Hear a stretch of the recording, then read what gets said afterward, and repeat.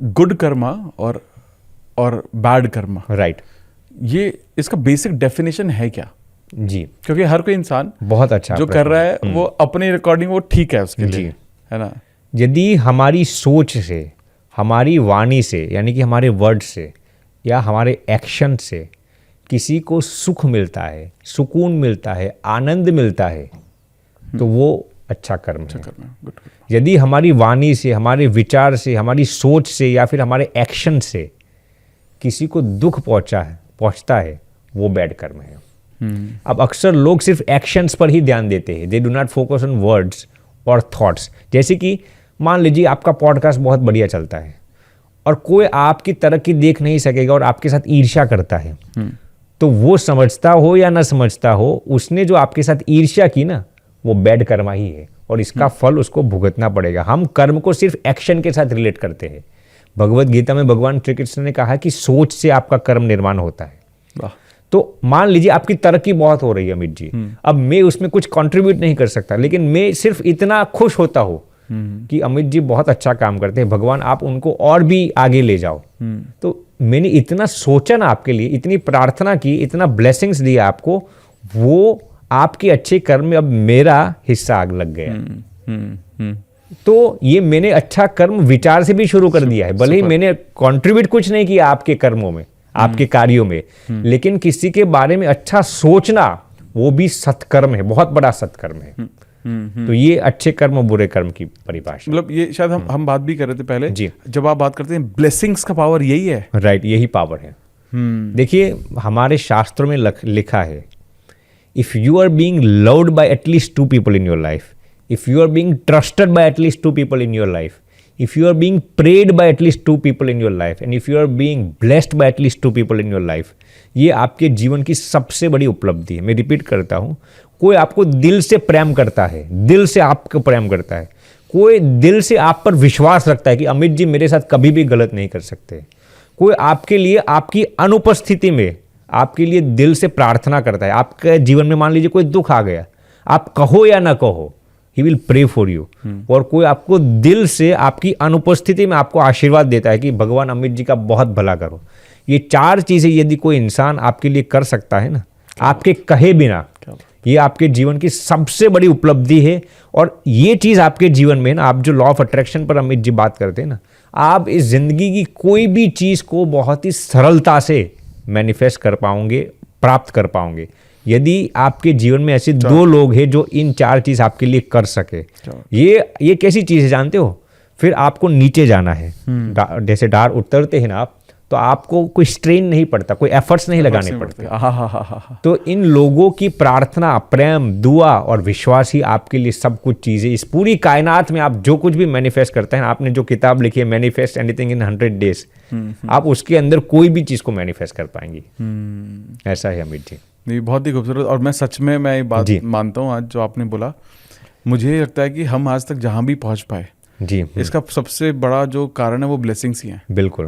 एक तो माता पिता की जी, और आज के टाइम में जितने भी लोग कनेक्टेड है, मुझे पता नहीं समहाउ ऐसा लगता है कि जो भी आता है वो ब्लेस करके ही जाता है। बिल्कुल। आपसे इतनी ब्लेसिंग्स हमें मिलती है, आपकी तो शेयरिंग ब्लेसिंग्स इतनी और कंसिस्टेंटली हमें मिलती ही रहती है। तो आई थिंक आपने अमित जी जो माता पिता के आशीर्वाद की बात बताई, उस पर हम एक रियल एग्जाम्पल आपको बता देते हैं। हम अभी थोड़े समय पहले यूनाइटेड किंगडम यूके में गए थे। वहाँ पर लंदन के इर्द गिर्द में ही एक छोटा सा शहर है, वहाँ पर हम मंदिर में बैठे थे, रात को 12 बज गए थे, कई यूथ्स हमारे साथ बैठे हुए थे। फिर हमारा जो डिस्कशन था वो ख़त्म हुआ। फिर 2 यूथ्स हमारे पास आते हैं, वहाँ के बॉर्न ही थे, 22 साल की उम्र थे, और हमारे पास आते हैं और स्वामी जी कहते हैं कि Swami ji this is my real brother. मैंने कहा कोई बात नहीं, वो व्हाट डू यू नीड। फिर उन्होंने वो कहानी शुरू की, Swami ji he was about to die.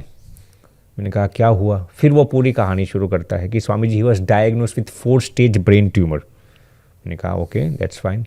फिर क्या हुआ? फिर वो कहते हैं कि डॉक्टर्स ने कहा था कि ये मेरा भैया 3-4 महीने के अंदर मर जाएगा।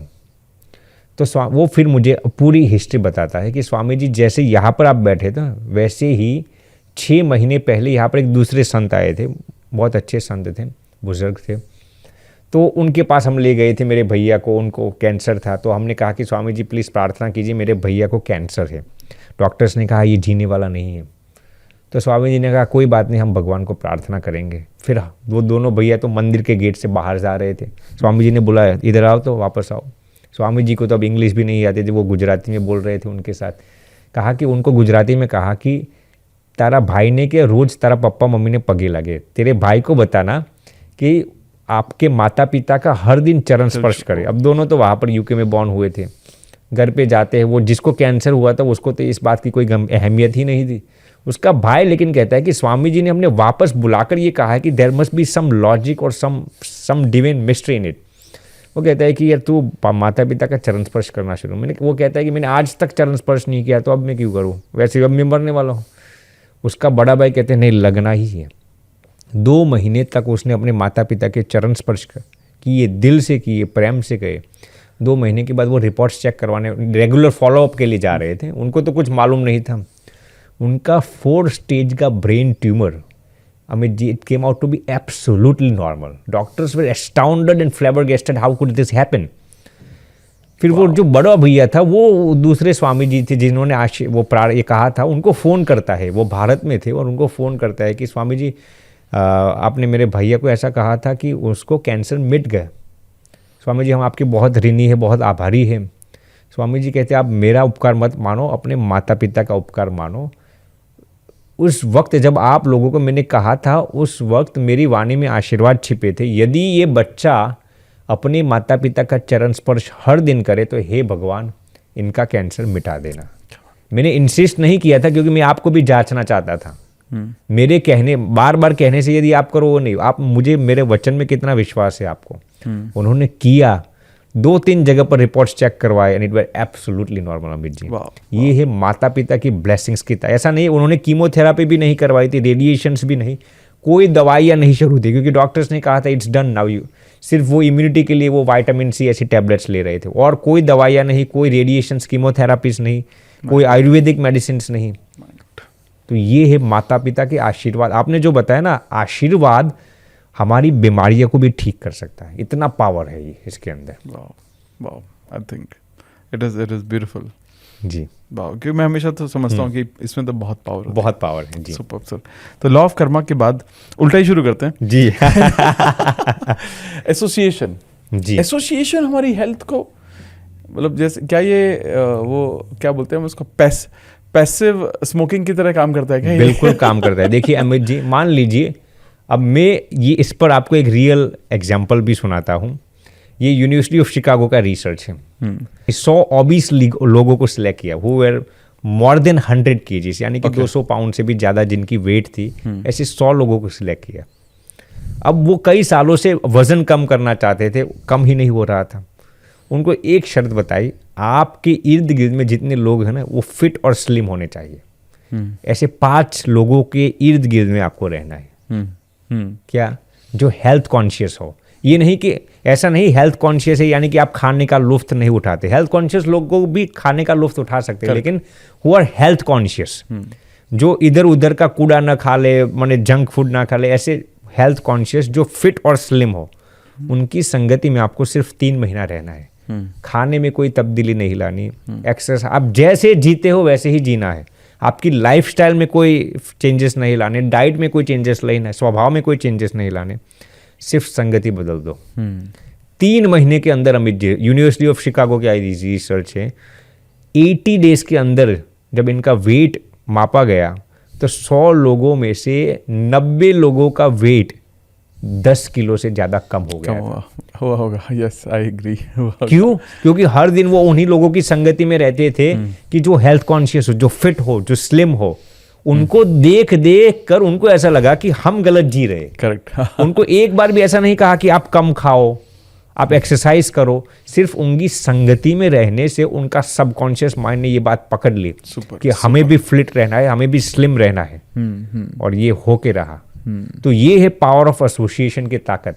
यदि मान लीजिए मैं इतना स्किनी हूँ, मैं मेरी खुद की बात करता हूँ, यदि मैं भी ऐसे लोगों की संगति में रहूँ ना, जो दिन में 10 बार खाते हो, हेल्थ कॉन्शियस ना हो, ओबीस हो, जो अपनी हेल्थ की फिक्र ही ना करते हो, मैं गारंटी के साथ कह सकता हूँ मैं संत हूँ, इंद्रियों पर संयम रखते, फिर भी मैं मोटा हो जाऊंगा। एग्री। ये एसोसिएशन की ताकत है, संगति की ताकत है। इसीलिए एसोसिएशन सिर्फ दूसरी चीज़ों के लिए नहीं, आपके हेल्थ के लिए भी इम्पोर्टेंट है, आपकी IQ के लिए, EQ के लिए, SQ के लिए, सभी चीज़ों के लिए पावर ऑफ एसोसिएशन में बहुत ही ज़बरदस्त ताकत है। अच्छे लोगों की संगति में रहना बहुत ही ज़रूरी है। तो ये है एसोसिएशन। मैंने आपको एक छोटा सा एग्जांपल ही दिया। नहीं, मेक सेंस, जो आप बोल रहे हैं सही बोल रहे हो। इसी तरीके से जैसे अगर कोई, वो एक कहावत भी है ना कि if you stay with 5 successful people, you'll be 6th. You will be the sixth success. If you stay with 5 unsuccessful people, you'll be the 6th. And same Definitely. goes with Definitely. health. Very true. Nice, Amit ji. nice.